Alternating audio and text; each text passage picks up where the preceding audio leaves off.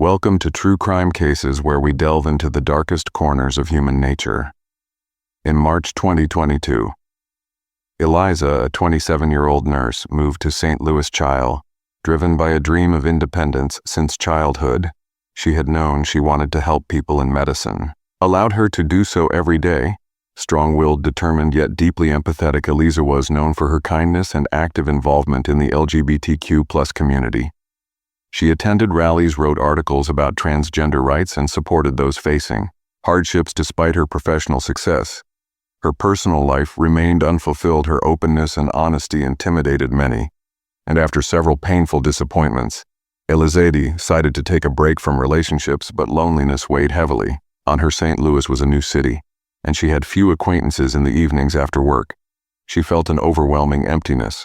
So on October 18th, she registered on a dating app. Her profile was simple: a warm, genuine smile in her photo and a brief description, looking for interesting conversations and sincere people.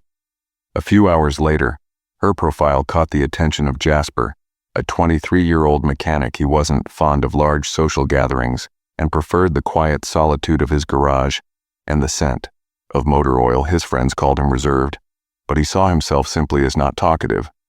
Jasper wasn't looking for a serious relationship, just lighthearted conversation to distract him from routine. But something about Eliza's profile made him reach out. Maybe it was her confidence, maybe her warm smile. They started exchanging messages. Their virtual conversations quickly drew them in. Eliza was easy to talk to, a good listener, unafraid to ask difficult questions. Jasper responded in a curt manner, but it was evident that he was engaged. He spoke about his work, his childhood spent in the suburbs, his dreams of opening his own auto repair shop. Eliza shared her own stories, and gradually trust began to build between them. A few days later, Eliza suggested they meet. Jasper hesitated for a moment. He disliked spontaneous encounters, and things were developing too quickly. But something about her confidence was disarming. After all, it was just coffee, he told himself. They arranged to meet on the evening of October 26th at her apartment. "It'll be cozier than a noisy cafe," Eliza wrote on the evening of October 26th. Jasper got ready, staring at himself in the mirror. Just a simple meeting. So why this strange nervousness? He shook his head, grabbed his jacket, and left. He had no idea that this evening would change his life forever. On October 26th at 8:45 p.m., Jasper arrived at Carlos' apartment. His hands gripped the steering wheel tightly. His thoughts tangled. He didn't understand why he felt this strange anxiety. Perhaps because he wasn't used to meeting people in an informal setting without knowing them personally. Taking a deep breath, he stepped out of the car, walked up to the door, and rang the bell. A few seconds later, the door opened, and he saw her, Eliza. She smiled warmly and invited him. Inside, the apartment was cozy, filled with the scent of vanilla candles. A bottle of red wine and 2 glasses sat on the table, soft jazz playing in the background. The atmosphere was inviting, making Jasper feel the tension slowly begin to dissipate. He sat on the couch as Eliza poured him a glass of wine. They started talking, at first light exchanges about work and life in the city, but gradually the conversation shifted to more personal topics. Eliza spoke about her beliefs, her activism for LGBTQ+ rights.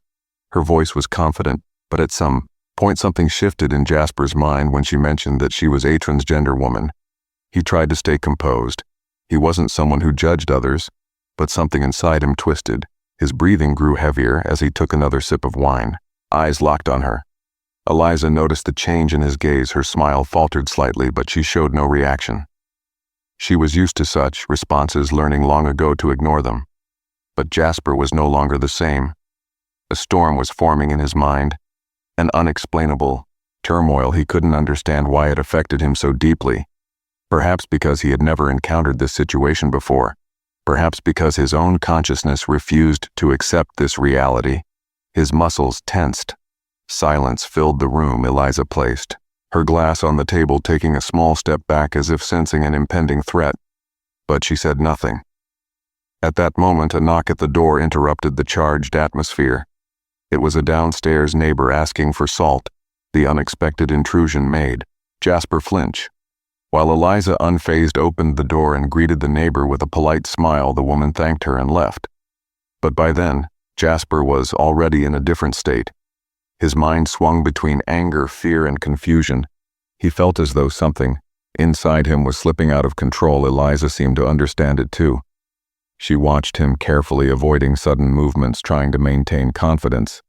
But the tension between them was now almost tangible. A few more moments and everything could change, but for now, the night still held them in its grip, leaving space for a choice. Jasper felt a growing unease within him, dull pressing, preventing him from thinking clearly. A lump formed in his chest as if he were trapped, though there were no barriers around him, only Eliza watching him with slight concern. Her eyes scanned his face, trying to understand what was happening, but he himself didn't know. His thoughts jumped chaotically. Everything that had seemed clear a minute ago now looked different, wrong, foreign, and in that unfamiliarity something dangerous began to take shape. His hands turned cold. As if the blood had drained from them, he wanted to say something, but the words got stuck in his throat. Eliza took a step forward, her voice soft but laced with caution. She asked if everything was okay, but Jasper didn't answer her. His gaze fixated on her hand as it slowly reached toward his shoulder, a friendly gesture. But he perceived it as an intrusion. It tore him apart from the inside. He suddenly stood up too abruptly.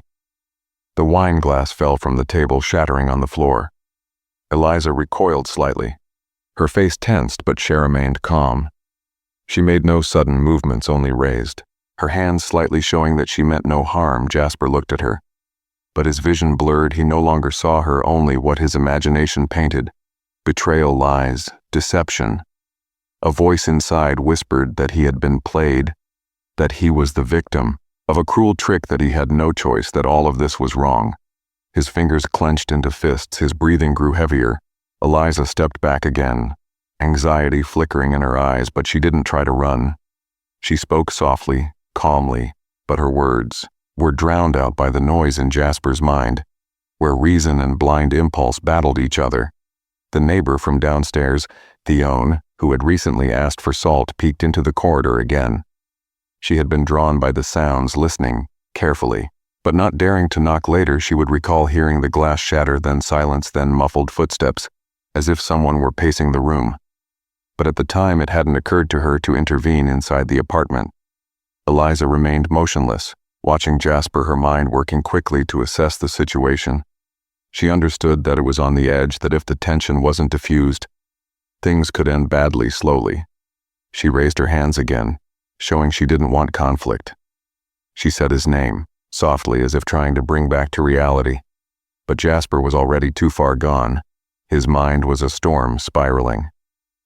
Beyond his control, he felt cornered, convinced he had to do something, or the feeling inside him would consume him entirely. Suddenly, the apartment door creaked open slightly. Someone had passed by, pausing for a second to glance inside, but unable to make out the details. They continued on their way. Eliza spoke his name again, but Jasper wasn't listening. He had already made his decision. He took a step forward. Eliza took a step back, but there was little space left behind her. Was the table cluttered with her belongings: a phone, a half-fill wine glass. Her breathing turned uneven, but she didn't let panic take over. She knew that any move she made now could be her last. At that moment, somewhere in the distance, a siren wailed, just another sound of the city night. But to her it felt like a warning, a sign that everything was rushing toward its inevitable conclusion. Eliza made one last attempt to defuse the situation, quietly but firmly. She asked him to calm down, saying that they could talk, that there was no need for aggression. But her words didn't reach him.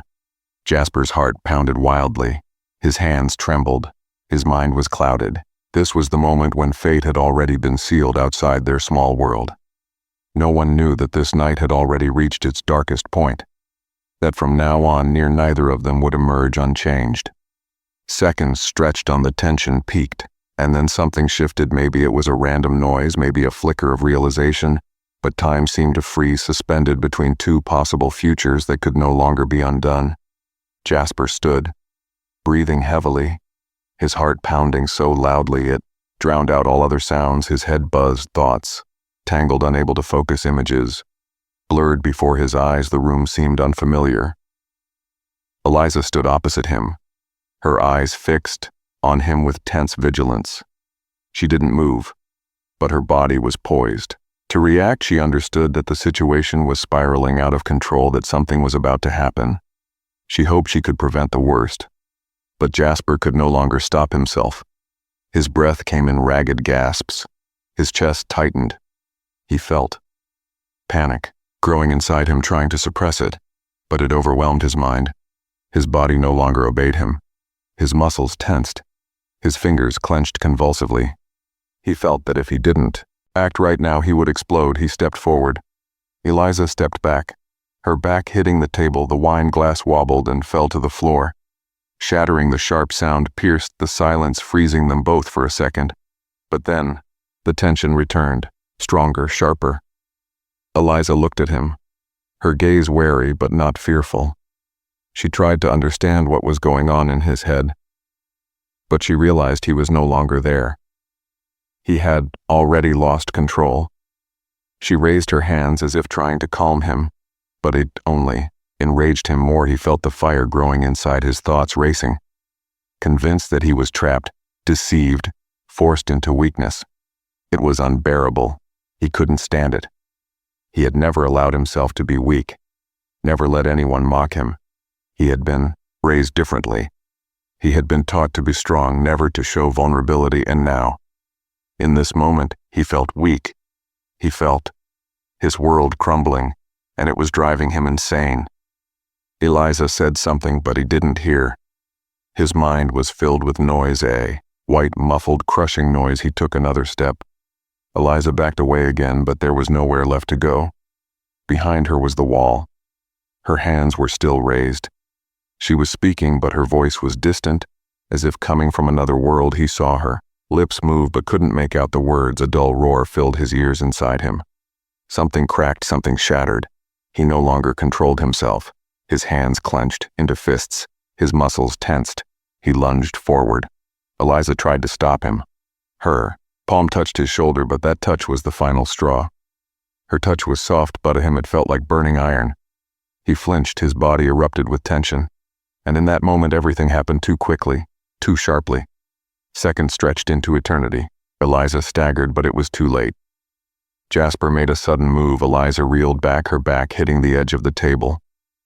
A suffocating silence filled the room.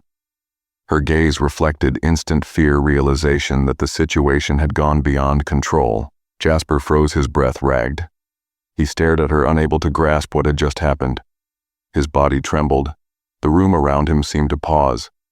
He couldn't believe this was real. Eliza swayed, her breath unsteady. She tried to speak, but her voice faltered. The tension in the air was suffocating. Jasper stared at her, unable to process the consequences of his actions. His mind refused to accept reality. His heart pounded wildly. He didn't know what to do. He couldn't believe it. But it had already happened. He wanted to fix it, but he knew it was too late, too late. Panic engulfed him. The wall seemed to close in on him.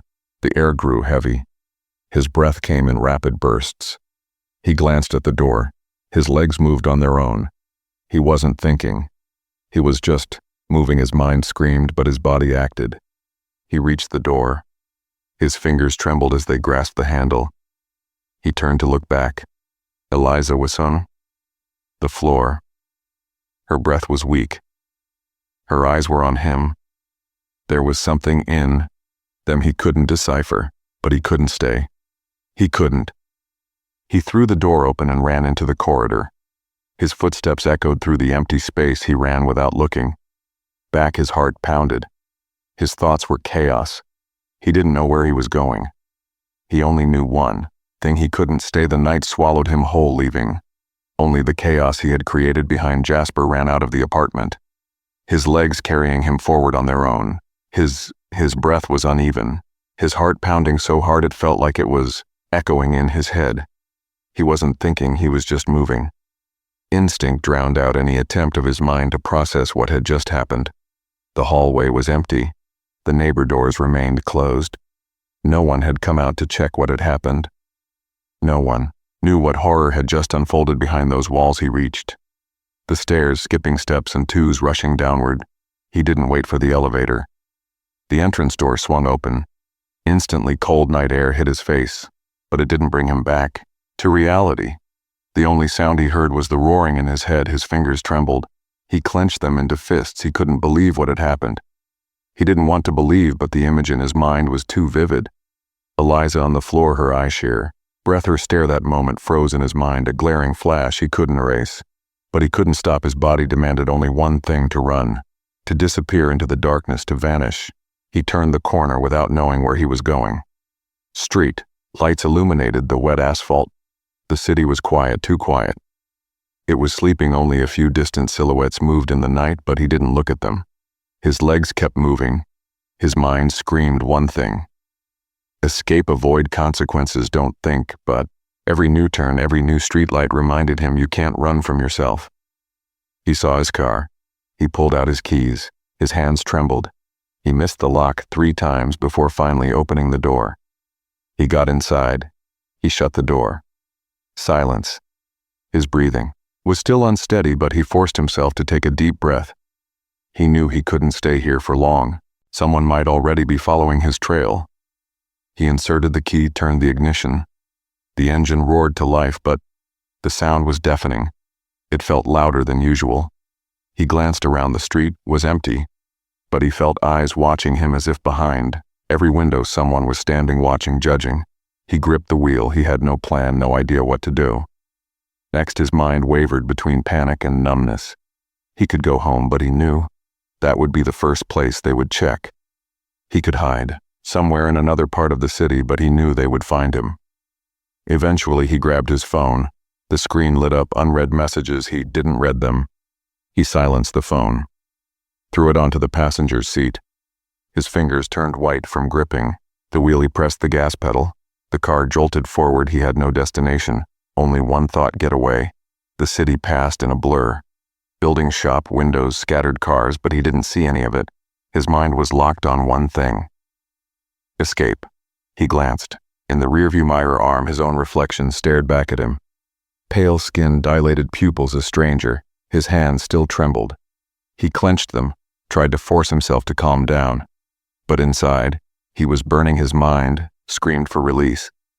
But there was none. He drove for several blocks, then turned onto a narrow street, stopped.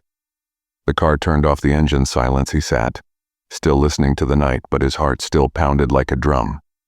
He couldn't stay here, but he didn't know where to go. His mind raced, searching for an escape. Then his eyes landed on something: a bus station, night routes, few passengers. He could leave, disappear, at least for a while. He started the car again, pressed the gas. The car shot forward.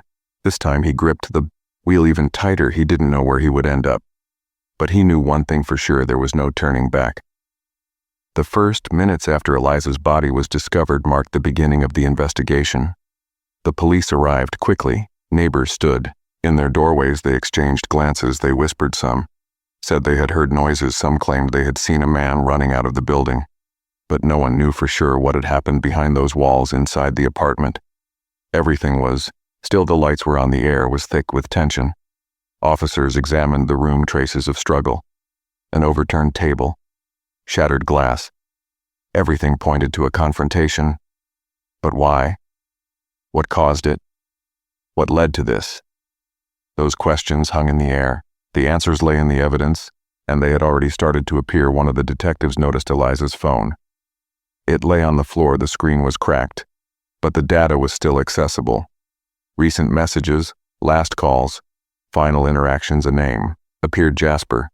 That was the first thread in the unraveling mystery. Within minutes, officers checked the surveillance cameras there. He was a man leaving the building, his movements sharp, his hands shaking, his face tense.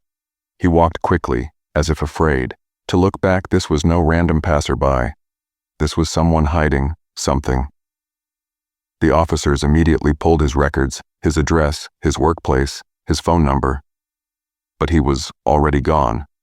He hadn't returned home, hadn't appeared at work. His phone was off. It was as if he had vanished, but that was impossible. He was still in Thessaly. He had to be found. Detectives coordinated quickly. They traced possible escape routes. They questioned acquaintances. They searched places where he might have hidden, but there was nothing. Time was slipping away. Each passing minute increased his chances of escaping. Then a night bus driver, reported seeing a man matching the description. He looked agitated, nervous. He asked, which route went the farthest. He asked about final stops, but he never bought a ticket. He just stood there, hesitated, then walked away. The police moved immediately. They headed to the bus station. They checked the surveillance footage, and there he was, again walking along the platform, holding his head like he was trying to pull himself together. He sat on a bench, then suddenly stood up, walked into the shadows and disappeared from view. But now they knew he was nearby, somewhere close. Maybe hiding, maybe waiting for the right moment to disappear again. The police started combing the area. They searched abandoned buildings. They questioned night workers. Anyone could have seen him, but time was running out. Then another clue. A discarded phone was found in an alley. It belongs to Jasper. Battery dead, SIM card removed, but still useful. Forensic analysts got to work immediately. Every detail could lead them to the fugitive. Then another lead, a taxi driver, reported picking up a man with a similar description. He paid in cash, didn't look back, seemed anxious, asked to be taken to the outskirts of the city, to the old industrial warehouses. The police rushed. Their sirens blared. The tension was thick. They knew he was close. Maybe he was hiding inside. Maybe he was watching them. From the darkness, officers spread out. They surrounded the building. They checked every shadow, every corner. Step by step they closed in, and then inside one of the back rooms they found his belongings. A jacket, a water bottle, signs that someone had been there just minutes ago. He had been here. He had been within reach, but he had slipped away again. They'd almost caught him, but he had been faster, smarter, more desperate now. It was a race against time. How much longer could he keep running? The police weren't going to stop. The hunt had begun, and there was no turning back. Jasper ran through the narrow alley. His breath was heavy. His legs barely moved, but he couldn't stop. Behind him, sirens howled, headlights pierced the darkness. His heart pounded in his chest. He felt like they would catch him at any moment. But he refused to give up. Not now, not like this. He turned the corner, stumbled, hit his shoulder against the wall, but he kept going ahead. A ruined warehouse loomed. Its windows shattered, the door slightly ajar. He rushed inside. Dust and dampness filled the air. He looked around, listened, but all he could hear was his own ragged breathing. He pressed himself into a corner, shut his eyes, tried to gather his thoughts, but fear pounded in his temples. He knew this was the end. There was almost no chance of escape, but instinct still screamed at him, fight, Serval, don't surrender. He searched for a way out, but there was none. Outside, footsteps echoed fast, determined, then the sound of a radio. Sharp voices, orders. She knew, but they had found him. They had surrounded the building. His escape route was gone. He pressed against the wall, tensed every muscle. Then a loud crash. The door burst open. A flashlight beam hit his face.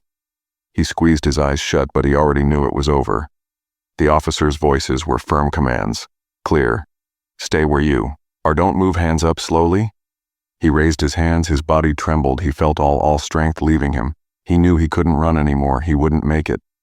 They surrounded him, their weapons aimed at him. He looked at them, but he didn't see faces, just silhouettes, cold, unwavering. One officer stepped forward. Get on your knees. Jasper obeyed. Rough hands grabbed him, forced his arms behind his back. The cold metal of the handcuffs clamped onto his wrists.